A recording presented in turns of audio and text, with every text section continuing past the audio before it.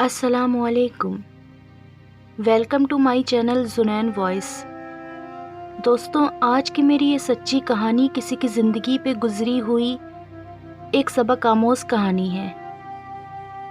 کہانی شروع ہونے سے پہلے آپ سب سے گزارش ہے کہ زنین وائس چینل کو سبسکرائب کر دیجئے، ساتھ میں دیے گئے بیل آئیکن کو دبا کر کے آل نوٹیفیکیشن کو سلیکٹ کرنا ہرگز نہ بھولیں۔ اب آپ میری ویڈیوز کو زیادہ سے زیادہ شیئر کر کے اس کار خیر میں شامل ہو سکتے ہیں۔ سرخ گلابوں کی سیج پر بیٹھی آیت کی آنکھوں سے آنسو نکل رہے تھے۔ اس کی شادی تھی آج، مگر اس کے دل میں کوئی خوشی نہ تھی۔ اپنی تعلیم ادھوری چھوڑ کر یہ اپنے خاندان کی روایت کی نظر ہو گئی تھی۔ اس کی شادی میں اس کی رضامندی ہرگز شامل نہ تھی۔ خود سے 6 سالہ چھوٹے کزن کے ساتھ اس کی شادی طے کر دی گئی۔ آیت ڈاکٹر بن رہی تھی۔ اس نے ہاؤس جاب کرنی تھی۔ ابھی جب پاپا نے اسے بلا کر بتایا کہ اس کا رشتہ ولید خان سے طے کر دیا ہے، جو کہ اس سے 6 سال چھوٹا ہے، اور ابھی اس کی عمر صرف 19 سال تھی۔ یہ وٹے سٹے میں شادی ہونا ان کے خاندان میں عام سی بات تھی۔ آیت اپنے چاچا زاد کے گھر آئی تو اس کے بھائی شاہ بخت کی شادی مہر خان سے ہوئی تھی۔ اس کا بھائی مہر کو بچپن سے ہی پسند کرتا تھا۔ وہ دونوں ہم عمر بھی تھے، لیکن ان کے یہاں رسم تھی کہ وٹا سٹا کی شادی ہو، اس لیے بیچاری آیت کی شادی ولی سے کروا دی گئی۔ مہر خان بھی ڈاکٹر بن رہی تھی۔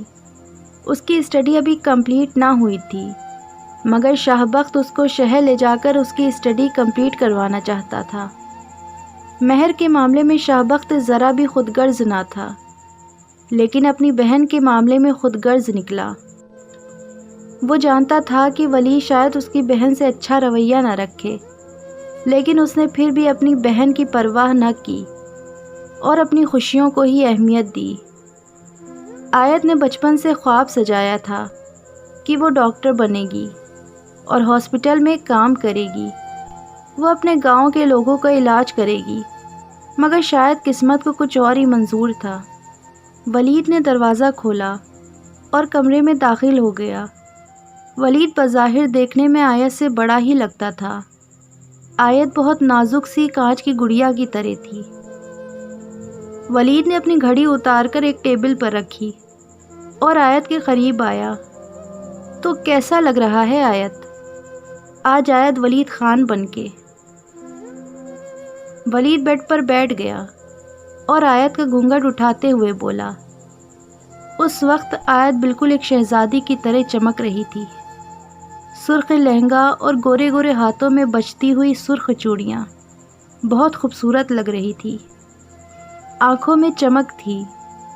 کبھی کبھی اس کی دوستیں بولتی تھیں کہ تمہاری آنکھوں میں بلی جیسی چمک ہے۔ چہرہ دودھ کی طرح سفید۔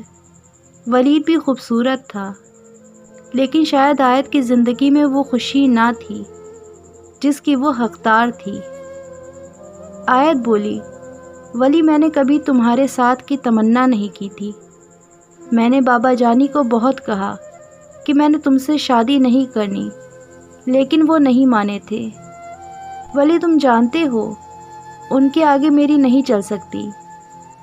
بس آئندہ میرے سامنے یہ باتیں مت کرنا۔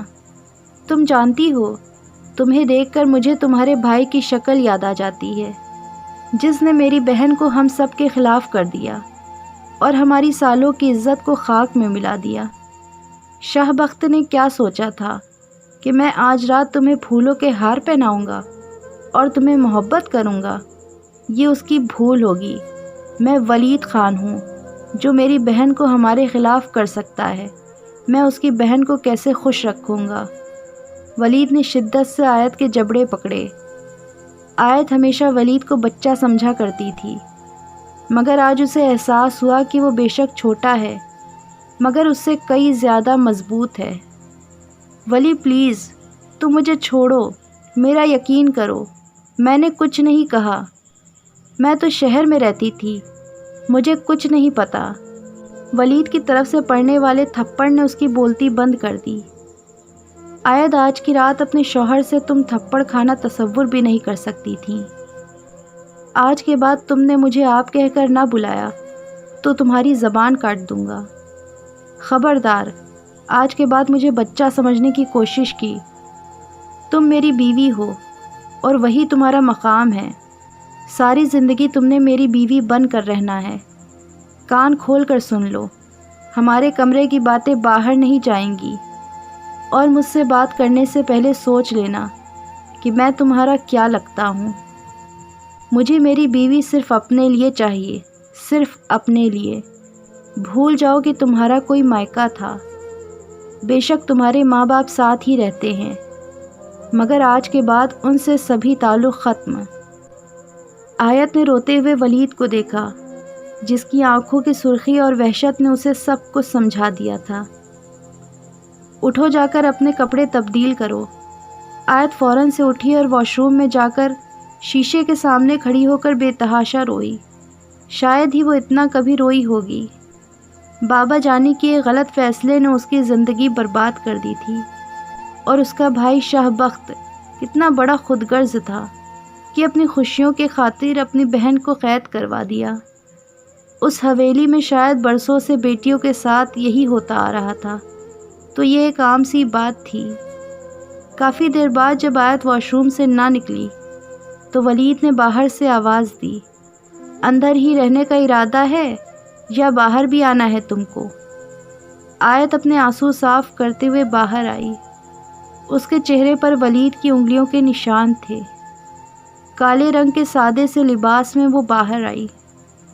چہرے پر مٹا مٹا سا میک اپ اور ہاتھوں میں لال رنگ کی چوڑیاں تھیں۔ وہ اپنا تکیہ اٹھا کر صوفے پر جا کر سونے لگی تو ولید نے آواز دی کہ میں نے تم سے کہا ہے کیا کہ تم وہاں جا کر سو؟ میں نے تمہیں پہلے ہی بتایا تھا کہ میں تمہارا شوہر ہوں۔ اب تمہیں میری ہر بات ماننی ہوگی۔ چپ چاپ بستر پر آ جاؤ۔ آیت خاموشی سے بستر پر آ کر لیٹ گئی۔ اس نے اپنے اور ولی کے درمیان فاصلہ رکھا تھا۔ ولی نے اسے اپنی طرف کھینچا اور کہا، میری بیوی ہو تم، اپنے اس دماغ میں یہی چیز رکھنا۔ پوری رات ولید نے اس کے جسم کو نوچا اور آیت سسکتی رہی۔ آیت کے آنسو دیکھ کر ولید اس کے منہ پر تماچا مارتا اور کہتا، جب میں پیار کر رہا ہوں تو تم منحوسیت کیوں پھیلا رہی ہے؟ آیت خاموش ہو گئی۔ وہ اب ایک ہاری ہوئی انسان تھی، جس کے اپنے گھر والوں نے اس کو اپنے رسموں اور رواجوں کی سولی پر لٹکا دیا تھا۔ وہ پوری رات ولید کی وحشت کو برداشت کرتی رہی، اور پوری رات روتے روتے اس کی آنکھ لگ گئی۔ بقول ولید کے آیت کے قریب آنا ایک شوہر کے ناطے اس کا حق تھا۔ اپنا حق لے کر وہ بڑے آرام سے سو رہا تھا، جبکہ آیت کے آنسو ولی کے بازو پر ہی گر رہے تھے، جس پر اس کا سر تھا۔ یہ کروٹ بھی نہیں بدل سکتی تھی، کیونکہ ولید نے اس کے فرار ہونے کے سارے دروازے بند کر دیے تھے۔ صبح ہوئی تو اس نے ولید کی جانب دیکھا اور دھیمے سے اٹھنے کی کوشش کی۔ اتنی دیر میں ولید کی آنکھ کھل گئی۔ اسی وقت آیت کو اس نے اپنی لاش سے مارنا شروع کر دیا اور اس کو بستر پر کھینچ کر اس کے ساتھ ذلیل حرکت کرنے لگا۔ آیت اس کو پیچھے دھکا دیتی تو ولید اس کے منہ پر تماچا مارتا۔ ولید غصے سے کہہ رہا تھا، تو میری بیوی ہے اور میں تیرا شوہر ہوں۔ شوہر سر کا تاج ہوتا ہے اور بیوی جوتی ہوتی ہے۔ آج سے اور ابھی سے یہ بات اپنے دماغ میں رکھ لے۔ وہ آیت کے اوپر ظلم و ستم کے پہاڑ توڑنے کے بعد واپس بستر پر لیٹ گیا۔ آیت نے اپنے جسم کو چادر سے ڈھانک لیا اور بے سدھ وہیں لیٹی رہی۔ اس کی زبان خاموش تھی، لیکن دل چیخ چیخ کے اللہ کو پکار رہا تھا۔ آیت کی شادی کو اب 3 سال ہو چکے تھے۔ اب آیت کی زندگی میں ذلیل ہونا عام سا ہو گیا تھا۔ ولید ہر وقت اس کو لات گھوسوں سے مارتا رہتا۔ ولید کی ایک بڑی بہن افشا بھی تھی، جو آج رات گھر آئی تو گھر والے سب چیخ پڑے، رونے دھونے لگے۔ آیت اس وقت اپنے کمرے میں موجود تھی اور اپنے زخموں پر مرہم رکھ رہی تھی۔ وہ زندہ صرف اس وجہ سے تھی کیونکہ اس کو پتہ تھا ظلم کا خاتمہ ایک نہ ایک دن ضرور ہوگا۔ جب اس نے یہ چیخ پکار سنی تو تھوڑا ہوش میں آئی۔